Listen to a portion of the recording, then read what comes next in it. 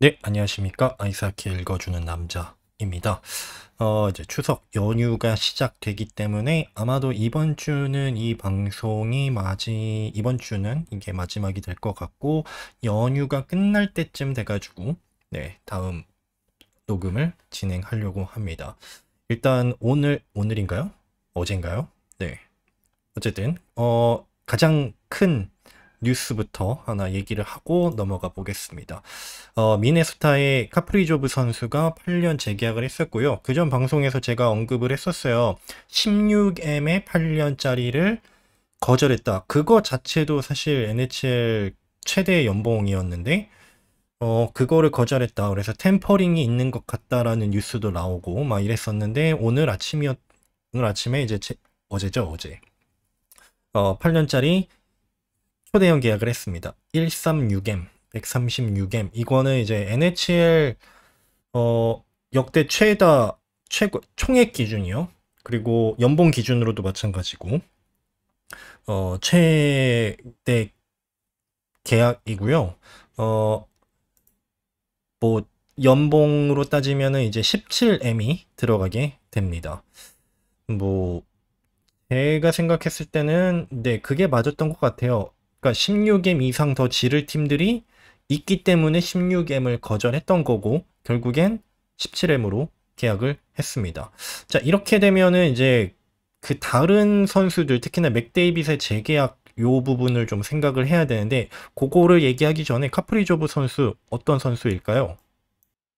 흔히 말하는 외계급, 뭐 맥데이빗, 드라이사이틀, 그다음에 어스턴 매튜스, 뭐 요 정도 급 초레벨, 초탑 레벨이고, 그 밑으로 그다음에 이제 맥키넌도 있고요. 쿠체로브 이런 탑 레벨.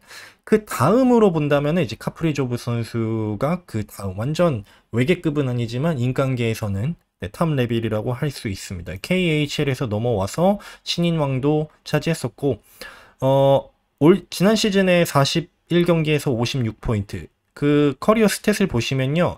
경기당 1포인트 이상이 거의 보장된 선수입니다. 그 2021-22 시즌에 108포인트를 찍었고, 보시면은 그 다음에도 67경기에서 75포인트, 75경기에서 96포인트, 지난 시즌에 41경기에서 56포인트. 그러니까 경기당 1포인트 이상이 보장이 돼 있는 선수. 리그에서 흔하지 않죠. 네. 근데, 이제 제가 조금 이거는 좀 고려를 해봤는지 모르겠습니다만은 80경기 이상 뛴 적이 딱 한 번 있다라는 거. 그러니까 이제 KHL에서 넘어와서 다 부상. 네, 다 부상입니다. 그러니까 뭐 코로나 이때는 제외하고요. 다 부상으로 80경기 이상을 뛴 적이 없고, 그럼에도 불구하고 이 정도의 게임 체인저가 이제 FA 시장에 나오는 경우는 굉장히 드물기 때문에, 그리고 그 미네소타 입장에서는 이 선수를 혹시 뭐 비싸다고 재계약을 안 하면 그것도 참 문제입니다. 어떻게 보면 대체할 만한 선수를 쉽게 구할 수가 없기 때문에. 에드먼턴 얘기를 먼저 해볼 건데요. 오늘 그 카프리조브 선수가 이렇게 레코드 브레이킹 계약을 하면서 이제 맥데이비 선수가 아마도 올 시즌이 끝나면 이제 FA가 되기 때문에 재계약을 올 시즌 진행되면서 계속 이제 협상을 할 텐데, 아마 당연히 이 계약보다 더 많이 받을 수밖에 없습니다. 네, 아마 뭐 맥데이빗이 지금 재계약을 안 하고 있는 이유가 협상 중인지 아니면 맥데이빗이 좀 에드먼턴에 대한 확신이 없는 건지 그건 모르겠지만, 남든지 FA로 나가든지 뭐 트레이드가 돼가지고 거기서 트레이드 앤 사인을 하든지 뭐 어찌됐든 간에 맥데이빗은 이 계약보다 더 많이 받을 수밖에 없는 어떤 레버리지가 만들어졌습니다. 그래서 그 다음 맥데이빗의 재계약을 좀 기대를 해보면 될 것 같아요. 그래서 카프리조브 선수가 지난 시즌에 이제 딱 절반밖에 못 나왔어요. 41경기를 나왔습니다만, 아까 스탯에서도 보실 수 있고, 그 다음에 이제 여기 레이팅 차트에서도 볼 수 있지만, 네, 이런 선수가 리그에 그렇게 많은 건 아니죠. 10명 안팎이라고 보면 될 것 같아요. 네. 건강만 하다면, 네, 현지에서 나오는 얘기는 좀 오버페이 아니냐. 얘가 뭐 카프리조브가 맥데이빗도 아니고, 아까 말씀드린 대로 미네소타 입장에서는 일단은 캡 공간이 좀 많이 좀 남아있는 상황이고요. 이번에 이제 올 시즌 들어가면서 잭 퍼리제랑 라이언 스터 선수의 바이아웃 페널티가 사라지면서 거의 14M이 이제 갑자기 생겨버리는 그런 상황이었거든요. 그래서 예상으로는 올 시즌, 오프 시즌에 좀 세게 지를 거라고 예상을 했는데 매물도 없었고요. 그다음에 이제 카프리조브 선수 재계약을 그래도 조금 뭐 16M을 애초에 단장이 질렀다라는 거는 네, 거기서 지금 1M 정도 올라간 거니까요. 오버페이라고 볼 수도 있을 것 같고요. 저는 만약에 카프리조브 선수가 80경기 이상을 계약 내내 꾸준히 나온다고 한다면은 오버페이는 아닌 것 같아요. 이제 부상 이력이 계속 있었기 때문에 잔부상이 계속 있었기 때문에 적어도 70에서 75경기 이상을 꾸준히 나와줘야 되는데 그렇지 않으면은 좀 이제 아까운 그런 이제 캡 소비가 된다고 저는 생각을 해봅니다. 자, 현재 NHL 프리시즌 계속 진행되고 있고요. 이제 오늘부터 다음에 이제 내일 모레 이렇게 되면서 지금 로스터가 계속 컷이 되고 있거든요. 트레이닝 캠프 로스터가. 그래서 점점 팀들이 이제 원래 전력으로 라인업을 구성하는 장면을 많이 볼 수 있었습니다. 오늘 뭐 시애틀 같은 경우에는 웬만한 선수들이 다 나와서 주전급으로 나왔고, 다만 이제 에드먼턴은 오늘 이제 4대2로 지기는 했는데 맥데이비과 드라이사이틀 이렇게 그다음에 부샤드, 에크홈 다 안 나왔습니다. 그래서 약간 1.5군으로 나오기는 했어요. 그래서 이제 어쨌든 조금 그런 상황에서 4대2로 졌기는 했습니다. 이 경기를 좀 살짝 봤는데요. 뭐 지금 게임 스탯에서 나오지만 시애틀의 수비가 확실히 강하지는 않다라는 게 느껴졌고요. 이제 맥데이비과 드라이사이틀이 없는데도 지금 샤돈골을 34개를 내줬다라는 거. 네, 그 부분에 시애틀 수비가 여전히 좀 강하지는 않다라는 게 느껴졌고요. 반면에 에드먼턴은 뭐 그 두 명의 에이스가 없음에도 불구하고 많은 샷을 만들어내면서 공격 점유율은 늘려냈지만 이제 해결을 못했던 거고요. 그리고 이 경기에서 확실히 조금 어차피 단편적인 프리시즌 경기이기는 합니다만 골리의 클래스 차이가 좀 세게 났던 경기였지 않나 생각을 합니다. 오늘은 피카드 선수가 이제 좀 몸을 풀기 위해서 풀타임으로 경기를 뛰었습니다만은 지금 아까 말씀드린 대로 시애틀이 샷온골을 많이 못 만들어냈거든요. 그러니까 이제 시애틀이 로스터에 좀 이점을 갖고 들어갔으니까 네, 좀 이기는 거는 좀 당연할 것 같은데 골리가 17개의 샷 중에서 4개의 골을 먹혔다라는 거 피카드 선수가요.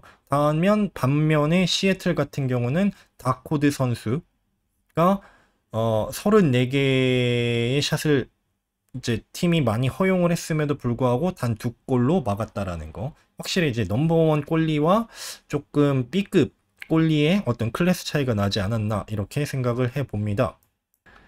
그리고 2년 전에 제가 다넬 널스 정말 더럽게 수비 못하네라고 계속 비난을 했었는데 지난 시즌에 네, 좀 좋은 모습을 보여줬어요. 네, 그래서 오늘 경기에서도 파워플레이여서 멋진 샷으로 뒤에서 한 골 넣기도 했거든요. 어쨌든 이제 부샤드랑 에콤 선수가 없는 상황에서 오늘 경기에서는 사실상 넘버원 수비수로 파워플레이도 역임을 하고 25분을 뛰었습니다만 에드먼턴의 로스터를 생각했을 때 부샤드 선수가 당연히 넘버원이지만 그리고 에크홈 선수는 사실 막 공격을 막 하는 네, 그런 수비수는 아니고요. 부샤드 선수와 밸런스를 맞춰주는 수비수고 이 어떻게 보면 제2의 옵션, 제3의 옵션으로 다넬 널스 선수가 오늘 경기만큼의 좋은 모습을 다음 시즌에 다가오는 시즌에 보여줘야 되지 않나. 그 널스 선수가 이제 본인의 피지컬을 활용을 못하는 긴 리치를 활용을 못하는 1대1 디펜스의 수비 자체가 좀 약하기는 한데요. 공격 자체를 보면은 나쁘지 않은 선수라고 저는 봐요. 일단은 10골을 넣어줄 수 있는 네, 그런 선수. 수비수 중에 10골을 넣어줄 수 있는 선수가 그렇게 많지는 않으니까요. 그리고 이제 넘버원 공격형은 아니지만 그래서 뒤에서 한 30포인트, 40포인트를 넘겼던 적도 있고요. 그래서 지난 시즌부터 그러니까 워낙 그 지지난 시즌에 이제 플레이오프에서 너무 많이 발려가지고 그 인상이 너무 깊은데 널스 선수도 충분히 좀 좋은 모습을 보여줄 수 있지 않나.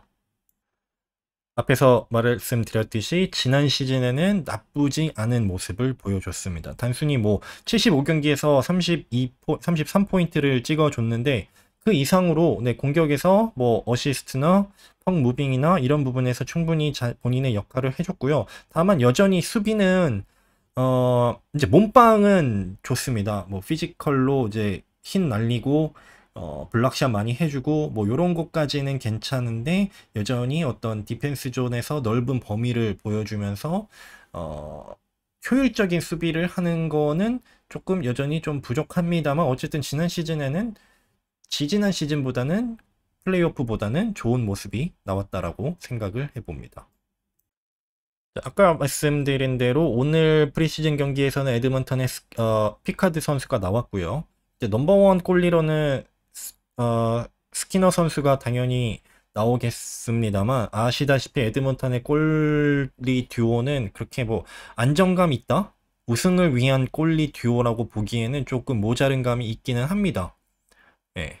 언제 무너질지도 뭐 이제 폼이 갑자기 떨어지는 경우도 있었고요, 지난 시즌에. 그래서 이번에 유타에서 이제 웨이버로 지금 오늘 에드먼턴이 이 선수를 영입을 했어요.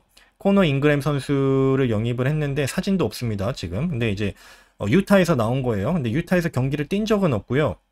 이 선수가 이제 애리조나 있을 때 좋은 모습을 보여줬었고, 유타에서 이제 지난 시즌에 22경기를 나와서 하다가 그 선수협 무슨 어시스턴트 프로그램으로 이제 본인의 뭐 어떤 멘탈 이슈가 있거나 뭐 어떤 뭐 개인 사정이 있거나 이러면은 부상이 아니라 이제 개인 사정으로 인해서 좀 빠져 있는 그런 경우였거든요. 그래서 지난 시즌에 22경기 나왔고 가장 좋았을 때는 이제 애리조나 23년, 24년도에 이때 애리조나 아시다시피 정말 처참한 퍼포먼스를 팀이 보여주던 시기에 50경기, 이제 48경기 선발로 나와서 90% 이상의 세이브율을 찍어줬다라는 거. 네. 이때 좀 굉장히 좋았거든요. 이 선수도 이제 전이맨으로 어떻게 보면 자리를 못 잡다가 이제 애리조나라는 약팀에서 이때 기회를 잡아가지고 좀 될까다. 그래서 지금 베이멜카 선수랑 잉그램의 어떤 듀오가 좀 애리조나를 살릴 먹일 수 있겠다라고 생각을 했는데 지난 시즌에 이제 유타 가가지고 뭐 개인 사정도 있었고 팀 퍼포먼스도 개인적으로 좋지는 않았어요. 근데 어쨌든 이때의 추억이 있습니다. 잉그램 선수는 이때 애리조나 안 좋았던 팀에서 좋은 모습을 보여줬던 기억이 있는 선수고 그래서 이제 에드먼턴은 이 선수를 이제 웨이버로 지금 나온 거를 이제 클레임을 해가지고 데려왔습니다. 그래서 AHL에서 지금 이제 시즌을 시작을 합니다만 앞에서 말했던 스키너 선수나 피카드 선수의 뭔가 폼이 안 좋거나 문제가 있거나 부상이 있거나 하면은 이제 제3의 옵션으로 잉그램 선수를 영입을 했는데 지금 상황에서 뭐 대형 트레이드를 할 수는 없고 좋은 영입이지 않았나 생각을 해봅니다. 자, 여기까지 하고요. 추석 연휴가 지나면서 그때 뵙겠습니다. 감사합니다.